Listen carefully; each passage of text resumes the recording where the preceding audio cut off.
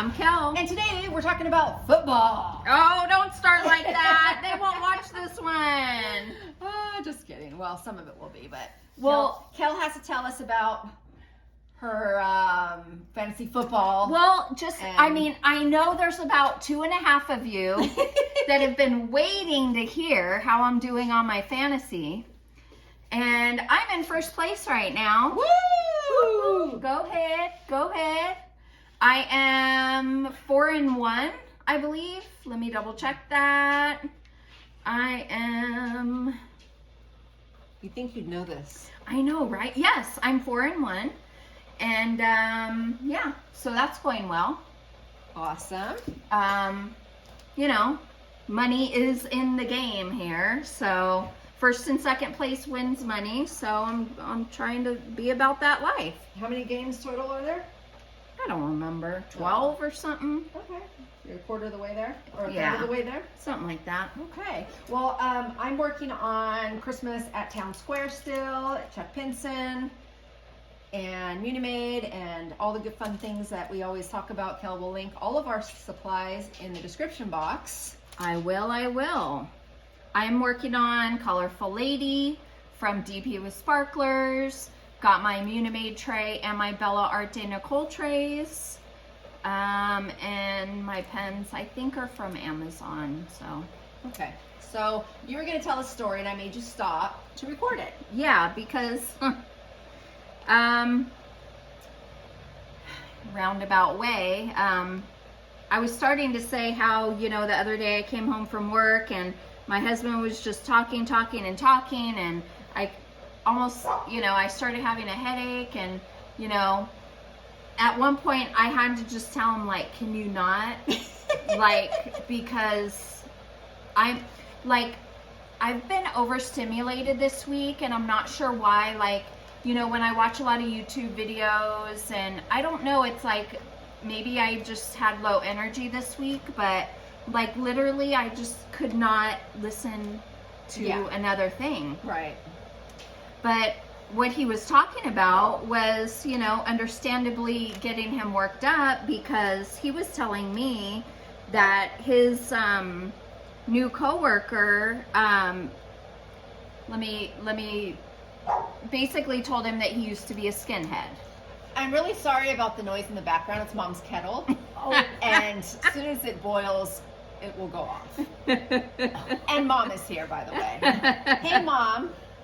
Hello.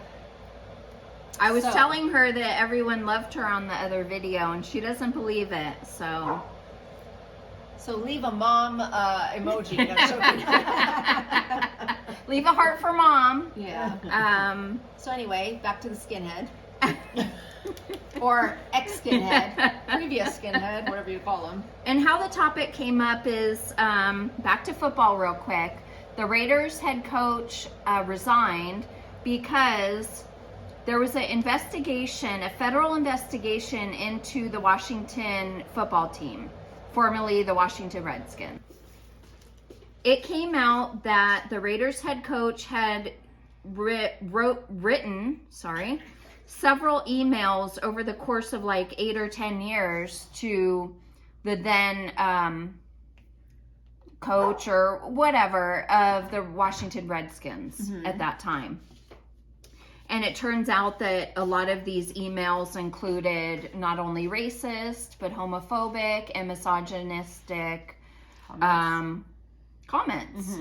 And mind you, this happened many years ago. I want to say between like 2008 and 2018, these emails were sent.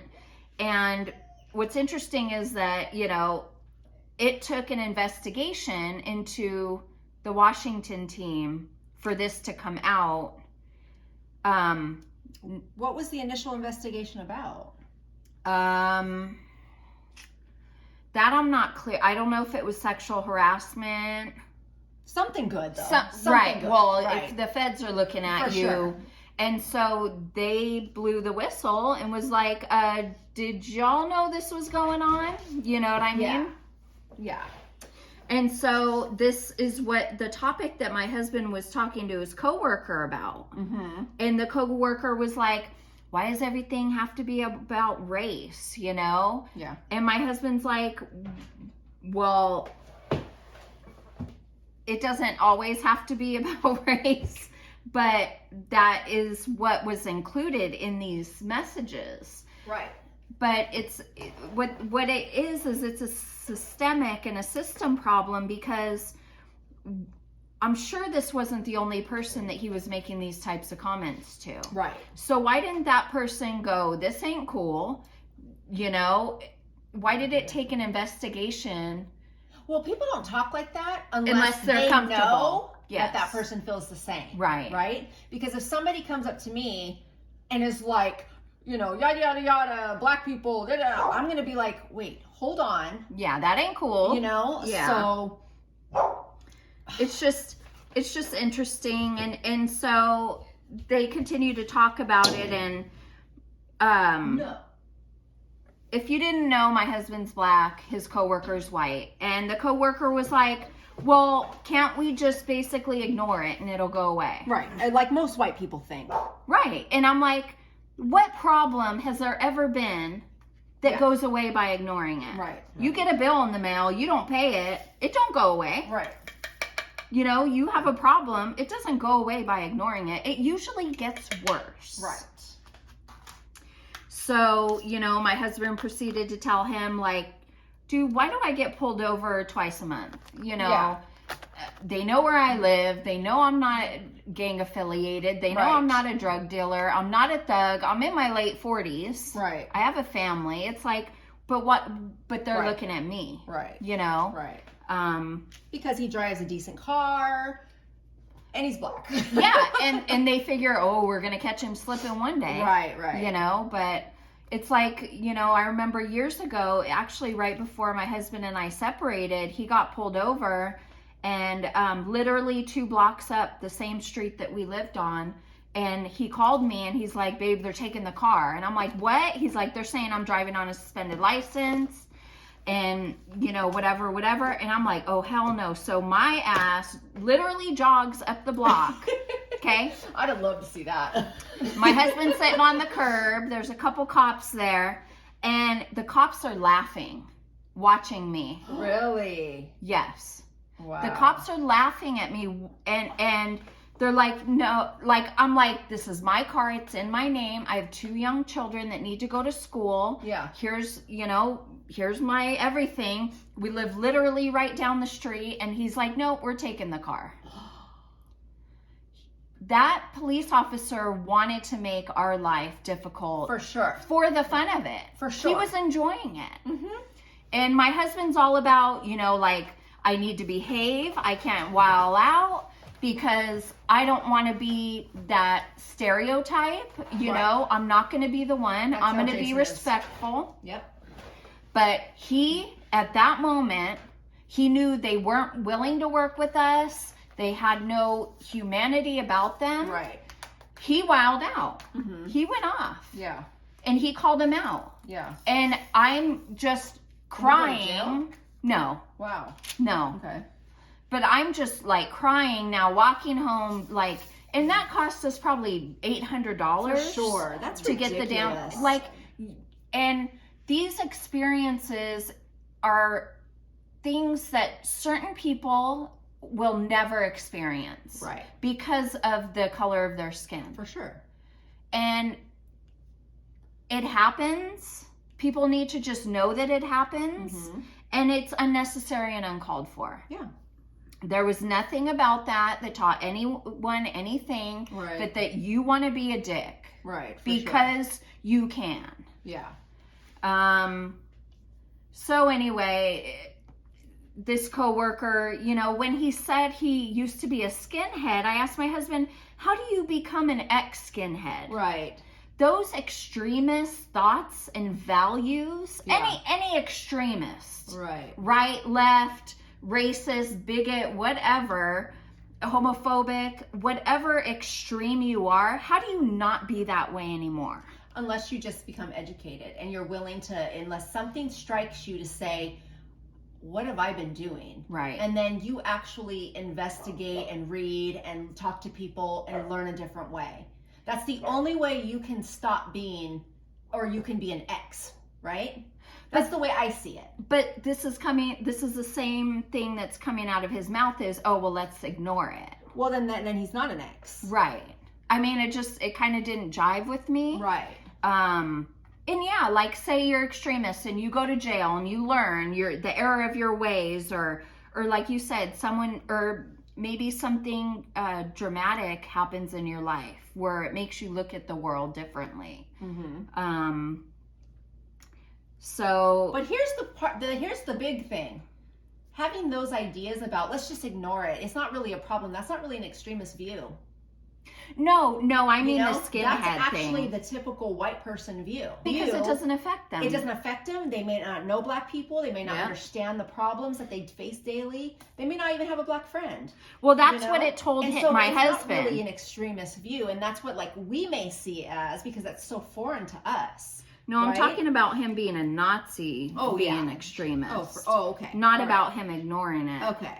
But I'm coming from a place of, how can you be an ex-Nazi but then be so complacent and say, let's just ignore it, you know? Yeah. But this is how things get worse if you ignore it. For sure. It's like, and that's why they say, if you see something, say something. Right. You know? Right. So anyway, that day was the day that my husband had a lot to say, and I was like, I am so overstimulated. Yeah. Can you just can we do this later? Can we talk about all the problems in the world and race relations on another day? I mean, we get into great discussions, but it's like, I literally sometimes have to get up and walk away. That is a topic for me that is so upsetting and bothersome. Yeah. I don't handle these conversations well. Mm-hmm. You know, for people that don't understand how things are for any person of color, or you know, race, or sexual preference, everything's so skewed in some areas, especially some areas of the country, right? Mm-hmm. You have certain areas where they're just ignorant to these issues. Yeah. And they think, well, just follow the law and don't say anything, and you won't have that problem. Right. That's such a narrow-minded way of thinking, because like that cop that just wanted to do it because he could. Right. You have these cops that just have that power, and they're power hungry, and you know, you could be the most perfect black person in the world, but they're still going to see you as some black person that is ignorant and uneducated and a gangster or and dangerous, and there's nothing you can do about it. Right. You can be quiet and do nothing, and it could still be a problem. Right. About asking for their badge numbers and then reporting them for... Yeah, but if you have a police department that doesn't care about this issue, it's a systematic problem. It's a systemic problem. Yeah. You know, it starts if you have the head of the coach of the football team. Right. Who is he talking to the owner? Yeah. Probably not. No, he probably is. He could be. If he's talking to the owner and they're having racial talks about, these stupid black people, or the owner of the other team. It doesn't matter. Yeah. I'm saying if he's if he's talking to the owner of that team, he's the head coach, right? Right. Let's just say, maybe not in this situation, but let's just say the head coach is talking derogatorily about the teammates, right? And he's talking to the owner. How do you ever expect anything to get better in that team if the owner has those same views? Exactly. Right? Yeah. So you can report the coach all you want to, but if the owner doesn't think it's a problem, nothing's going to change. Exactly. It's the same thing with the police departments. If they don't have an issue with this trying to treatment, reporting the badge number is going to do nothing. Yeah. Right?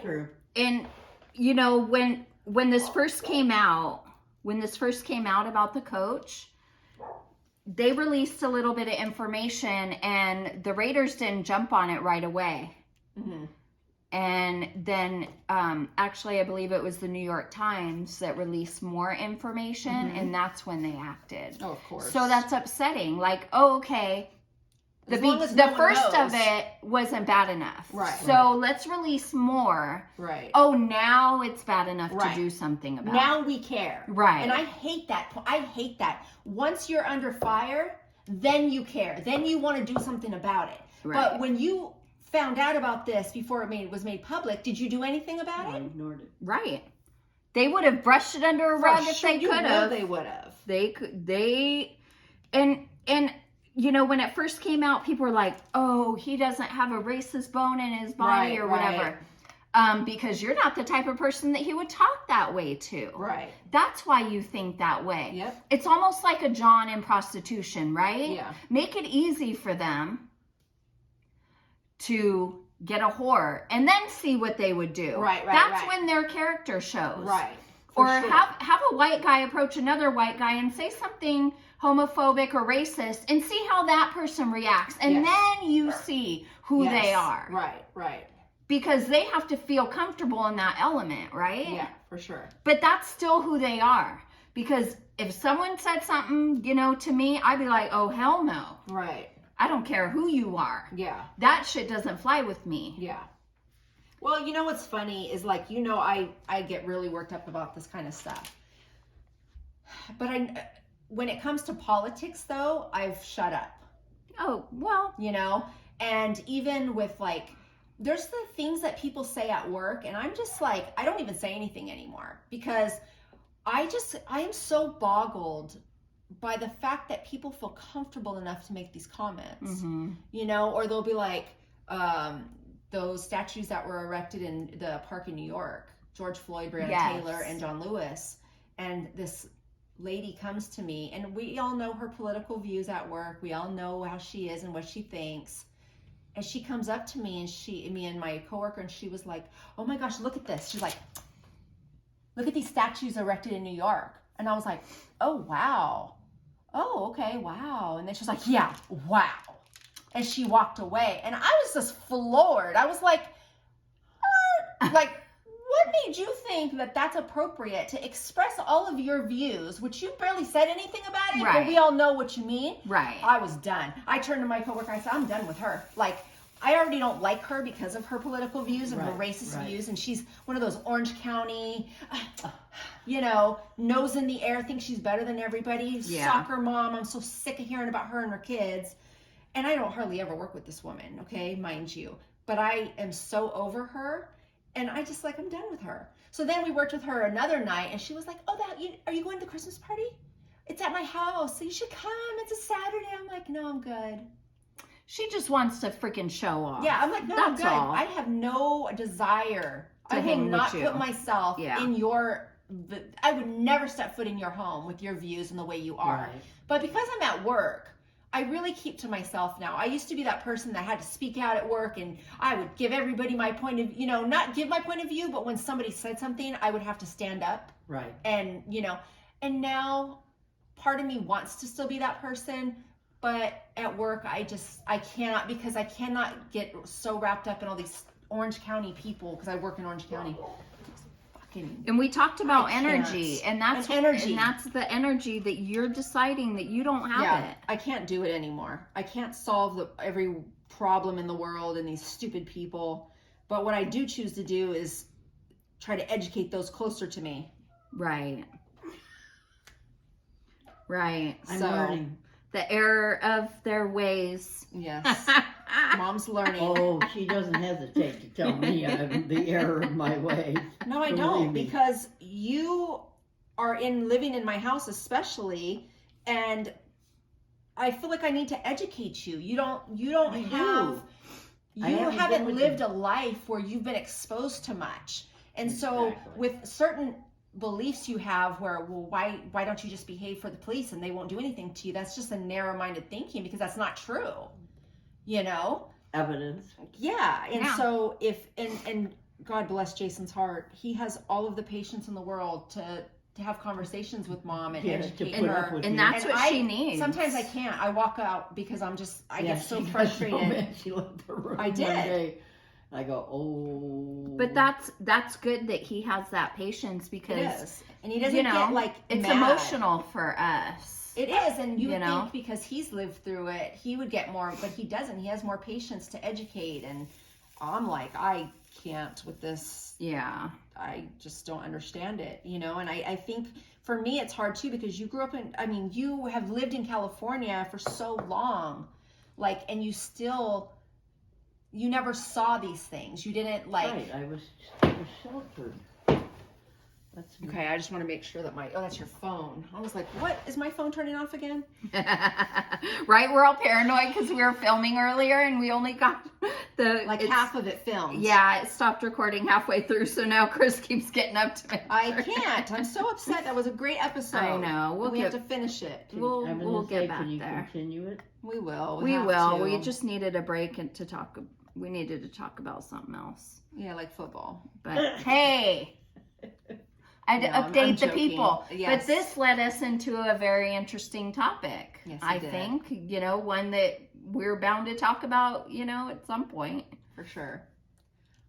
Kel and I are very inclusive. I don't know how this happened. God forbid. I mean, not God forbid, but I don't understand how it happened. It must be just because we live in Southern California and we've always been exposed to so many different people, and because we were not raised in a house like that.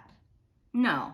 And we raise our kids that way, and it's amazing to me how, but I understand how, like, say people in the South who have all these views and their kids, they just pass them on down and the kids just pick them up and take them. Yeah. Like, I watch these shows on the KKK and you see these little 4-year-olds with Nazi apparel Right. and Nazi flags and Heil Hitler, and I'm like, what? Like, Yeah. it boggles my mind, but that's how it happens. That's Is how it because they just happens. pass it on down and the kids aren't experienced, and it's just, I don't know.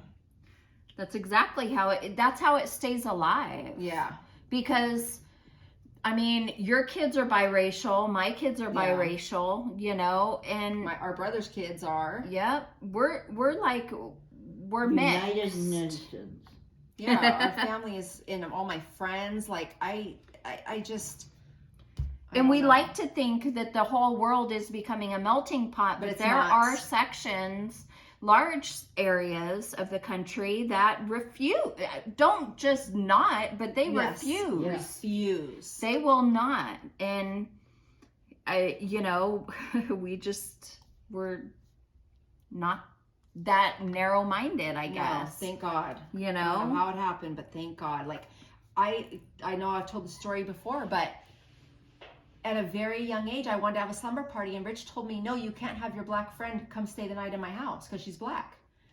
And inside, I was like, this is wrong. This is wrong. Mhm. How did I know that at such a young age? Like 9 years old. Because knowing it's wrong. you already had a friendship with her. So it totally didn't make sense why. Like, No. that's not a good reason why, No. It just was like crazy. We weren't raised like, don't be friends with anybody of color. Like, Right. it was never like said like that. Right. But when I then bring it to you and you say no because she's black, I'm like, huh? And mind Like, you, where is this coming from? like, this isn't, Yeah. it's so stupid. Yeah. Because my white friend can come over and my Asian friend can come over, but my black friend can't. Mm-hmm. Huh? She's a little girl. Right. What are you afraid of? Right. Are you afraid? Or you just don't like her color? You think that she's dirt? Like, what is it in your mind that comes behind a little 9-year-old not being able to come over? Right. And it just, I will never ever forget that day he Well, said that to me. that's his baggage and his issues, that he was pretty much, you could have absorbed that and been like, oh shit, well, I can't be Yeah. friends with her anymore. Well, I remember him watching basketball and saying the N-word. Oh yeah, I remember how that. we would be like, huh? Many years in, like, When we were little. but even older. Oh yeah, older. When for I was sure. with Eddie in my teens. Really? You remember My him saying husband that? anyway. Yes, yelling at the TV, run N-word, run N-word. Yeah. And I'm looking at him like, what the fuck is wrong with you? Yeah. Like, that is not okay. No. You not know? okay. What did you think, Mom, when he would say that? Like, did it ever bother you? Or Yes, did it you did. ever say, don't say that? Or No, you I didn't? never did. It bothered you, but you just didn't say anything. Right. Did it really bother you, though? Yes, Or it were you did. just I like didn't- used to it, like whatever, No, I don't like it when anybody used that word. Yeah, it was very just weird. Like, I don't And know. so unnecessary. So unnecessary. The funny thing was he was cheering for him, though. He was like, Huge run, fan. Right. but Yeah. It's not a term of endearment. It's not? Especially coming from him. And you talk about a big Laker fan. Yeah. Love basketball. And yet you talk about these people like they're trash. Yeah. And I just never understand. I will never understand. It's like he wanted to like them, but he couldn't. Or there was something stopping him, or he's done it. And he said, he told me, like, well, I've just had bad experiences. With a 9-year-old girl? Right? Well, he said he got jumped by some black kids when he was in high school. Okay. So, right? So that excuses a lifetime of racism?